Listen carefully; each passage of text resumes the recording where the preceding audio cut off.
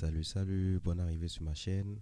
Dans cette courte vidéo là, j'aimerais vous apprendre comment moi je trace mes niveaux de support et de résistance. J'aime bien utiliser cette méthode parce que c'est très efficace. Vous-même, quand vous allez commencer à l'utiliser, vous allez vous rendre compte que franchement, ça respecte généralement vos niveaux que vous allez placer. D'accord? Alors, la première des choses à faire pour pouvoir euh, tracer mes lignes de support résistance, ce que je fais, c'est de venir d'abord sur le graphique en courbe comme ceci. Et ensuite, ce que je fais, j'essaie de voir où est-ce que j'ai des pics comme ici, d'accord? Vous voyez, ça a une forme en V inversée ici. Donc, ce sont ces genres de niveaux-là que j'essaie d'identifier, par exemple. Donc, je vais placer une ligne qui passe par ces deux pics-là comme ceci, d'accord? Également, regardez en dessous ici, j'ai des pics, cette fois-ci sous forme en V. Donc, je peux les prendre également pour tracer euh, ma ligne de support ou de résistance, d'accord? J'ai également ce niveau qui est intéressant. À ce niveau-là, vous voyez, j'ai deux pics ici, d'accord? Donc, j'ai pris en compte cela. Je vais finir de tracer ces niveaux de pics là et vous allez vous rendre compte que franchement, le marché respecte ces niveaux-là. On va dire presque pile poil, d'accord? Donc, quand je reviens sur le graphique en chandelier japonais, regardez par exemple ce que je viens de tracer ici. Finalement, ça a été respecté concrètement. Regardez ce niveau-là. Ça a été retesté, c'est revenu, ça a dépassé. Finalement, ça a été recassé, c'est devenu un support, ça a été retesté pile poil. D'accord? Regardez ici, c'est revenu, ça a été testé également textuellement.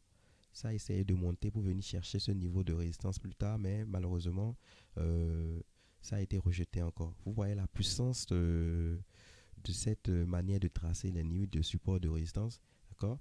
Donc, je peux encore tracer peut-être d'autres niveaux si vous voulez, hein. Je peux tracer quelque part ici. Vous voyez, ça coïncide avec ce pic-là, ce pic-là. D'accord? J'ai également quelque part par ici. Je viens, je peux décider de relier peut-être ici. D'accord? Ça allait pas mal à ce niveau-là. J'ai ce pic et j'ai ce pic là, d'accord? C'est vrai que c'est trop rapproché, mais vous-même, quand vous allez commencer à l'utiliser, vous allez voir que ce sont des niveaux qui ont toujours été rejetés, toujours, d'accord? C'est tellement puissant cette méthode de tracer les lignes de support résistance, vous-même vous allez vous rendre compte. Donc, quand je viens par exemple ici, j'essaie de voir par exemple ces deux niveaux-là, d'accord? Ces deux pics, je trace ma ligne, je viens sur le graphique en chandelier, vous voyez, ça a été bien testé ici, c'est venu, c'est vrai que ça l'a traversé, ça a joué un peu, mais c'est généralement très bien respecté. Donc je vous invite à l'utiliser vous-même, vous allez juger par vous-même si c'est efficace ou pas, d'accord?